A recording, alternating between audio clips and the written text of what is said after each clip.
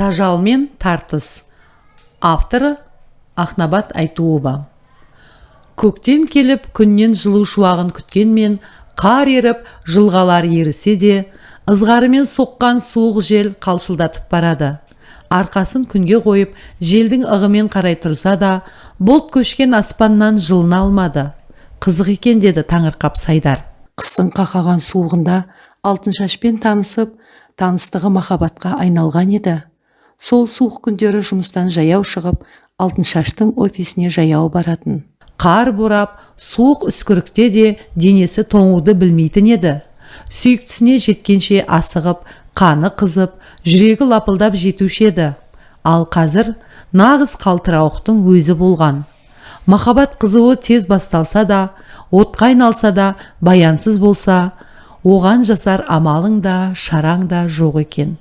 Осыны ойласа, үн жұрғасы түсіп, айықпас дертіне айырбастайтын алданыш іздегендей болады. Алыстағы түсініксіз бір ноқатқа көзін қадап, мелшиіп қалады. Сол күнді қайта-қайта есіне алады. Ол кезде Сайдар жұмысқа асығып тұрған. Әшейінде автобустар бірінен кейін бірі керіп, аялдамаға келген бойда қоғамдық көліктерге отырып кететін еді. Сол күні маршруттар келіп болмады. Бұл да жұмыстан кешіге бастады. Ұялы телефоннан Каспи қосымшасын ашып, ішіндегі сомасын қарады. Одан кейін қалтасындағы қағаз ақшасының қанша теңге қалғанын қарап алды. Ондағысы тездетіп таксиге отырып кету еді.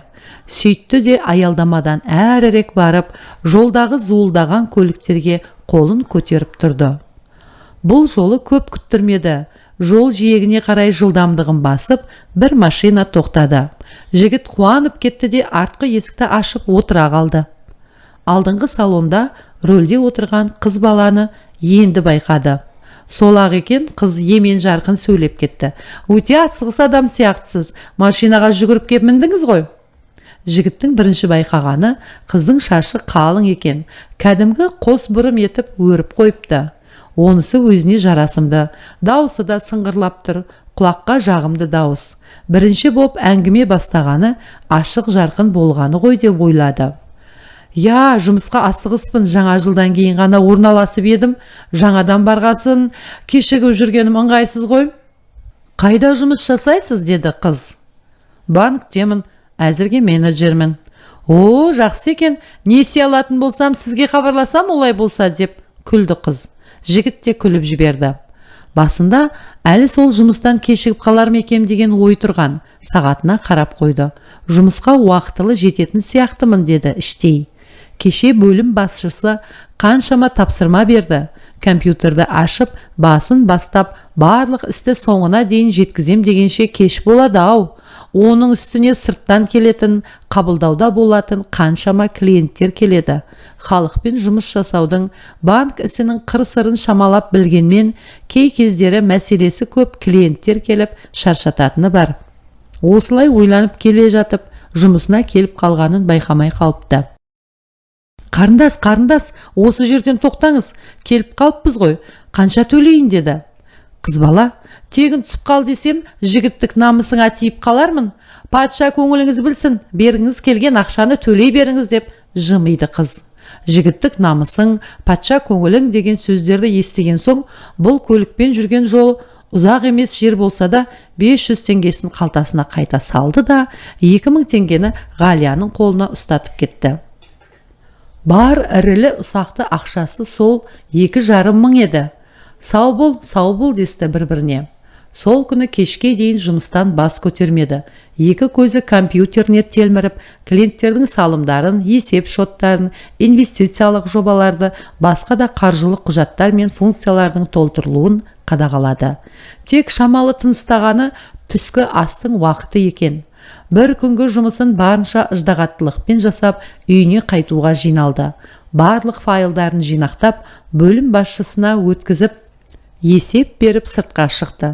Аялдамаға барар жолда банктегі қызметтес жігіт қатарласып келіп әңгімесін айтты. 2 аптадан соң жүріп жүрген қалыңдығымен үйленеді екен. Ата-аналары келісіп, құда түсіп, жол жаралқасын жасап қойыпты.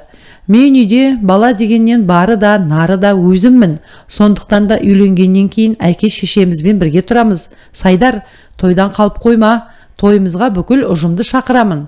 Кешке чатқа да шақыру билетінің видеосын саламын. Ал жақсы сәке, менің үйім осы маңайға жақын деп алдымыздағы қиылыстан оң жақ көшеге қарай бұрылып баратты. Сайдар ол жігітке: рахмет, Құдай қаласа қалмайым, барам тойыңа. Мұны тойына шақырған жігіт Бақытбек еді. Банкке стажер болып жұмысқа тұрғанында жұрттан бұрын келіп танысқан осы Бақытбек еді. Өзі 2 жас кішілігі бар. Кіші болғанмен жердің түбіндей пысық, барлығымен тез тіл табысады. Келген клиенттерді де риза етіп шығарып салады. Түскі асқа тез тапсырыс беріп, айналасындағыларды да дастарханға шақыра салады. Бөлім басшысы оны: тұздықсың ғой, тұздық, әр нәрсенің дәмі мен татуын келтіруді білесің, өсетін баласың деп күлетін. Өзі үйленем дейді. Жұмыстан баса алмай жүріп, қай кезде қызбен жүріп үлгіріп жүр өзі. Мен болсам бір жұмыстан сілем тастай қатып, үйіне барса демалып жата қаламын. Жұртпен ашылып әңгіме айтып сөйлесуге де жоқпын. Бір басымды екеу қылмақ түгілі, өз басымды қарық қылуға мұршам келмей жүр. Бақытбек шынымен де пысық жігіт қой деп тұрды. Аялдамасына да келіп жетті. Енді ғана ықтап жанына қарай өте бергенде, таңертең өзін жұмысқа әкеліп тастаған қыздың машинасын көзі шалып қалды. Сыртынан қарап тұрды. Қыздың көлігі де өзі сияқты әп-әдемі көрінеді екен. Таңертеңде осы қызды тек жақсы жағынан ғана танып үлгеріп едім. Кешке дейін жұмыс деп бұл қыз туралы ойламапты да. Тек бұл қызда мен сияқты азанда жұмысқа шығып, осы уақыт шамасында үйіне қайтады екен ғой деп топшылады. Таңертең маған бірдемелер айтып сұрады ғой, не деп еді? Қайда жұмыс жасайсың деді. Банкте деп едім. Онда несие алуға жақсы болды ғой деп қуанғандай әзілдеп айтса да, көңілді кейіпте отырып еді. Осы менің осы мінезім әр жағдайды өз ыңғайыма пайдалана алмайым. Ең болмаса есімін сұрасамшы, сосын таксиге төлеген ақшамды оның кәсіби голдына салсамшы, сол кезде жеке телефон нөмірін де біліп алатын едім. Құдай мені неге жайбарақат етіп жаратқан екен? Бәрін артынан ойланам. Бағанағы Бақытбекті қараш, жасы кіші болса да үйленіп, үй болғалы жатыр. Ауыз ашылған Сайдар, өстіп өмірің өтіп кетпесін деп өз-өзіне ұрсып қойды. Бұл кезде қыздың мінген машинасы көз ұшында зуылдап бара жатты. Осылайша арада 2-3 күн уақыт өткен болатын. Сайдар анасының өтініші бойынша дүкенге соғып азық түлік алуға кірген. Заттарын арбаға жинап болып касса алдына бара бергенде, алдыңғы жақтан «Сәлеметсіз бе?» деген дауыс естілді. Сайдар құлағына жағымды болып сақталып қалған дауысты тани қалды. Қыз алған заттарын пакеттерге салып шығуға оңтайланып тұр екен. Сайдар сасқаннан ба, әлде өткен жолы танысып үлгірмей қалдым деген өкінішінен бе, азық түліктерін кассаның алдына шығара сап, кассадағы қызға есептей беріңші, мен сөйлесіп алайын деді. Кассир өз ісіне кірісті. Осылай жасағанына өзі аң-таң. Қыз шек сілесі қатып күлді. Менімен сөйлескіңіз келді ма? Заттарыңыз шашылып қалды ғой.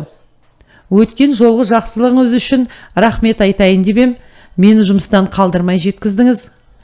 Сіз жол ақысын төледіңіз, мен жеткізіп салдым. Онда тұрған ештеме жоқ. Әлде тағы да апарып тастайын ба? Тездетіп заттарыңызды пакетке салып алыңыз. Жоқ, дұрыс түсінбедіңіз. Мен сенімен танысқым келіп еді. Сол кезде есіміңізді де сұрамаппын. Деловой боп өзіңізше түсіп қалдыңыз ғой, деді қыз орысшасын араластырып. Сосын күліп жіберді. Жарайды, заттарыңызды алыңызшы. Бұрылыстағы кафеден ыстық кофе ішейік, сосын мүмкін танысып кетерміз. Қыз бірінші болып кофе ішуге шақырып тұр. Қолыма пакетімді арқалап қалай жүрем деп ойланып тұрем, заттарды машинаға салайық деді. Жарайды, менің үйім жақын жерде, апарып тастаудың керек жоқ, сосын алам деппін. Қыз одан сайын рахаттанып күліп алды. Сонымен не керек, машинаға екеуміз де заттарымызды салып, кофе ішуге кафеге кіріп кеттік. Сол таныстық әрі қарай жалғасып, оны көрмесем тұра алмайтындай халге жеттім.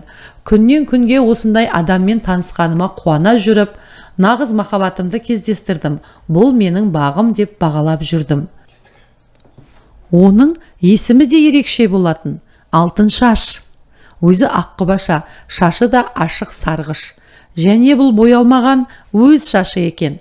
Арғы тегінде татар араласқан болған соң, түр сипатым осылай туылғамын деп күлетін. Жұмысы да, жеке өмірі де, махаббатының арқасында оңынан туып, алдағы өміріме жоспар жасап, әке шешемді қуансам ба деп ойлайтын.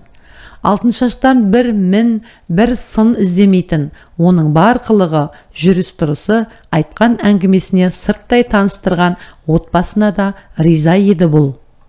Сенбі күні екеуінің бір кездесуінде Алтыншашқа өзінің өмірлік серігі еткісі келетінін, өзінен басқа ешқандай таңдау жасамайтынын айтып, ағынан жарылған. Қыз бір түрлі риза көңіл білдірмеді. Әзір саған жауап беруге дайын емеспін. Жалпы отбасын құруға дайын емеспін. Мені асықтырмасаң жақсы болар еді, деді. Сен мені жақсы көрмейсің ба? Я, түсінем, біздің таныстығымызға 2 айдай уақыт болды. Бірақ екеуміздің арамызда шын көңіл бар ғой. Сен маған сенбейсің ба? Әлде өзіңе лайық көрмейсің ба? Бір-біріміз туралы әбден танысып біліп болдық қой. Жарайды, көп ойланбашы, мені көп күттірмеші. Мен сенен айырылып қалам ба деп қорқамын, деді жігіт. Қыз тіптен сөйлемей қойды. Кәдімгідей жұмған аузын ашпады. Жігітін бірінші рет көргендей ойлана бұған қарап қалыпты. Сайдар бүгінгі кездесуде өзінде басқаша жағдай болады деп топшылап келіп еді. Жігіт болып, қолын мен жүрегін ұсынады, өмірлік жары болуға ұсыныс жасайды.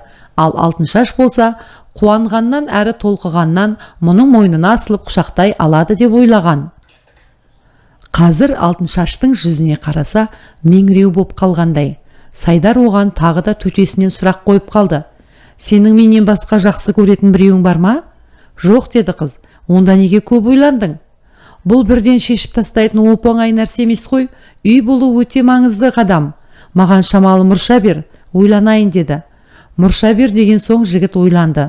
Мүмкін шынымен мен асығыс болған шығармын. Қыз баланың жаны нәзік болады ғой. Сонша асығыстық жасағаным шынымен ыңғайсыз болды деп тежеліп қалды. Қызын шығарып салып Сайдар үйіне қайтты. Бірақ алдыңғы күндердегідей шаттанып емес, дел сал боп, ойлары шырмалып, жаны жай таппай келе жатты. Мүмкін Құдай бұл кезде де бір бәленің басын сездірген болар. Ал бұл болса, сол шексіз махаббатына сеніп үйіне келді. Кешкі шай үстінде ата-анасына үйленгісі келетінін, олар қаласа, болашақ келіндерін таныстырғысы келетінін айтып салды. Екеуінің қуанғандарын көрсең, бір түйір ұлдарын қайта-қайта құттықтап, талабына құт тілеп, анасы одан сайын өбектеп айналып кетті.